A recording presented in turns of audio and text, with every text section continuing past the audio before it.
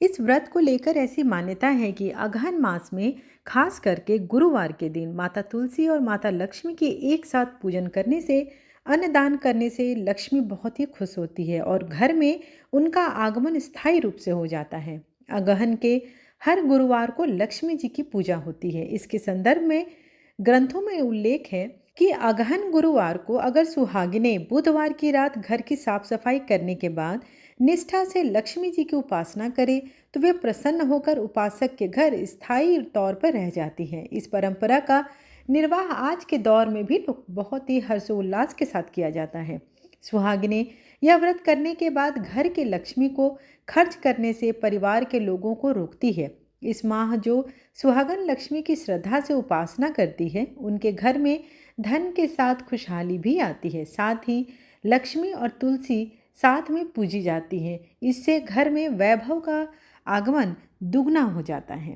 कारण परिवार में लक्ष्मी का वास भी हमेशा के लिए हो जाता है। इस दिन विधि विधान से माँ लक्ष्मी की पूजा अर्चना करनी चाहिए और घर के द्वार पर दीपों से रोशनी करनी चाहिए। इस दिन महिलाएं व्रत रख सुबह ही पूजा कर लेती हैं तथा दोपहर में अघन बृहस्पतिवार की कथा भी सुनती हैं। सुबह की जो पूजा है वो सुबह ब्रह्म मुहूर्त में हो जाती है। आप कोशिश करें कि 3 बजे से आप स्नान वगैरह करके 4 बजे तक अपनी पूजा को समाप्त कर लें। इस दिन महिलाएं घर के मुख्य द्वार से लेकर आंगन और पूजा स्थल तक चावल के आटे का घोल से आकर्षक अल्पनाएं बनाती हैं। माता लक्ष्मी के पद चिन्हों को बनाती हैं जिसे माता के आगमन के विशेष रूप के लिए बनाया जाता है। इसके बाद गुरुवार सुबह ब्रह्म मुहूर्त से ही माँ लक्ष्मी की भक्ति भाव के साथ पूजा अर्चना की जाती है। इसके बाद उन्हें विशेष प्रकार के पकवानों का भोग भी लगाया जाता है। अगहन महीने के गुरुवार पूजा में माँ लक्ष्मी को प्रत्येक गुरुवार को अलग अलग पकवानों का भोग लगाने से उनकी असीम अनुकंपा प्राप्त होती है। तत्पश्चात शाम होते ही माँ लक्ष्मी के सिंहासन को आम, आंवला और धान की बालियों से सजाकर माँ लक्ष्मी की पूजा की जाती है। गुरुवार को पूजा अर्चना के बाद शाम होते ही प्रसाद खाने खिलाने का कार्यक्रम शुरू हो जाता है। इस अवसर पर आस पड़ोस की महिलाएं बहू बेटियों को प्रसाद खाने के लिए विशेष रूप से निमंत्रण देना चाहिए। मान्यताओं की माने तो अगहन गुरुवार में माता लक्ष्मी पृथ्वी लोक पर विचरण करती हैं। इस अवसर पर जो भी भक्त मां लक्ष्मी जी की विधिवत पूजा अर्चना करते हैं उन्हें अपार सुख समृद्धि तथा ऐश्वर्य की प्राप्ति भी होती है। इस व्रत की पूजा करने से माता महालक्ष्मी प्रसन्न होती हैं तथा सुख शांति एवं धन संपत्ति प्राप्त होती है। यह व्रत करने वाली स्त्री तथा पुरुष दोनों मन से स्वस्थ एवं आनंदमय होने चाहिए। इस व्रत को किसी भी महीने के प्रथम बृहस्पतिवार से शुरू कर सकते हैं। विधि नियम के अनुसार हर गुरुवार को महालक्ष्मी व्रत करें।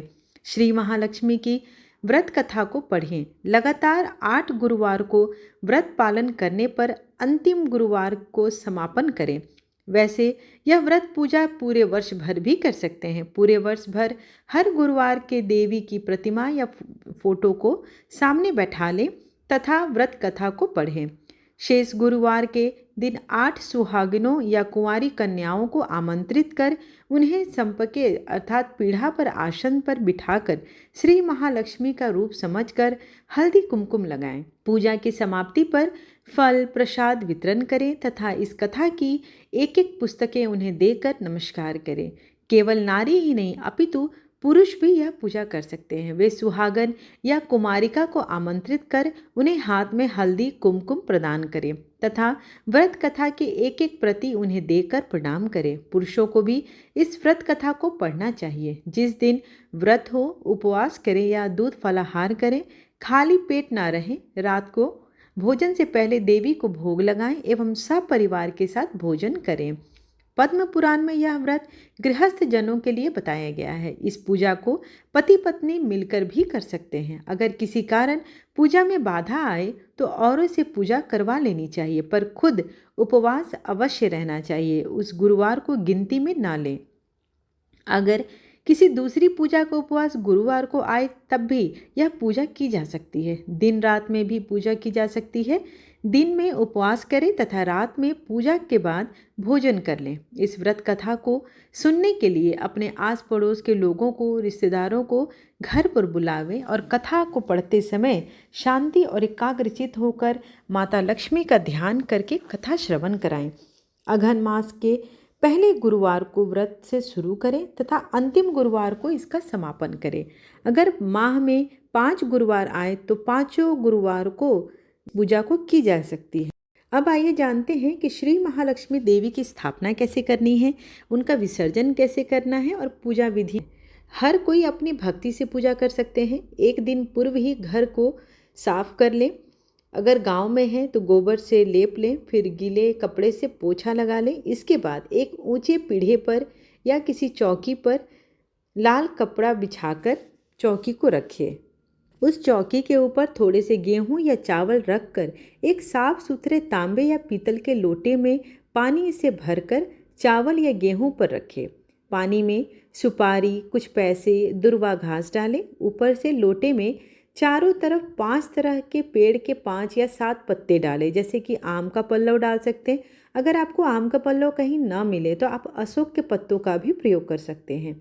तत्पश्चात अब इन आम के पत्तों के बीच पर आप एक नारियल रखें। नारियल पर आपको बाजार में स्टिकर जैसे मिलते हैं माता का, तो आप उसके ऊपर चिपका दें और उसके ऊपर आप हल्दी, कुमकुम लगाएं। साथ ही उस लोटे के गले में लोटे के हिसाब से कपड़ा बांधें, जिससे आप यह समझकर बांधें कि यह माता लक्ष्मी को आपने वस्त्र अर्पित किया है। नारियल के ऊपर एक छोटी सी चुनरी भी चढ़ा देवें।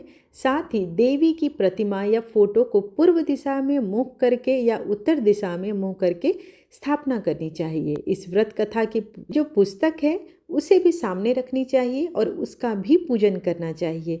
इसके बाद सबसे पहले आचमन करना चाहिए। आचमन करने के लिए ओम केशवाय नमः, ओम नारायणाय नमः, ओम माधवाय नमः, इन मंत्रों से आप आचमन करें। फिर ओम गोविंदाय नमः बोलते हुए हाथ धो लें। फिर देवी को फूलों से जल का छींटा देते हुए स्नान कराएं और हल्दी, कुमकुम लगाएं, पुष्पहार अर्पित करें, धूप दीप जलाएं। फिर इसके बाद भोग लगाकर महालक्ष्मी व्रत के महात्म्य का पाठ शुरू करें। शुरू में महालक्ष्मी नमन का अष्टक का पाठ करें और फिर देवी को प्रणाम कर कथा का पाठ शुरू करें कि समाप्ति पर देवी की आरती उतारें तथा फिर से उन्हें प्रणाम कर अपनी गलतियों के लिए क्षमा अवश्य मांगे। दूसरे दिन आप प्रातःकाल स्नान करके पेड़ के जो पत्ते आपने डाले थे कलश में, आप उसे निकालें और घर के अलग अलग जगहों पर पानी का छिड़काव करें। तत्पश्चात जो बचे हुए पानी है उसे आप तुलसी में या कोई नदी तालाब हो या पौधों में जाकर डाल सकते हैं। जिस जगह पूजा की हो वहाँ हल्दी, कुमकुम छिड़क कर 3 बार प्रणाम करें। इसी प्रकार महीने के हर गुरुवार को करें। मार्गशीर्ष अघन मास के 4 गुरुवार हो तो चारों और 5 हो तो पाँचों को इसी प्रकार से पूजन करें। पद्म पुराण में कहा गया है कि जो कोई भक्त हर वर्ष श्री महालक्ष्मी जी का यह उत्तम व्रत करेगा उसे सदा सुख, संपदा और धन का लाभ होगा। कुछ लोग इसे केसरी व्रत भी कहते हैं, परंतु इस व्रत में किसी खास रंग के परिधान की कोई ज़रूरत नहीं है। इसके अलावा महालक्ष्मी मंत्र, चालीसा, आरती इत्यादि का पाठ करना भी शुभप्रद माना गया है।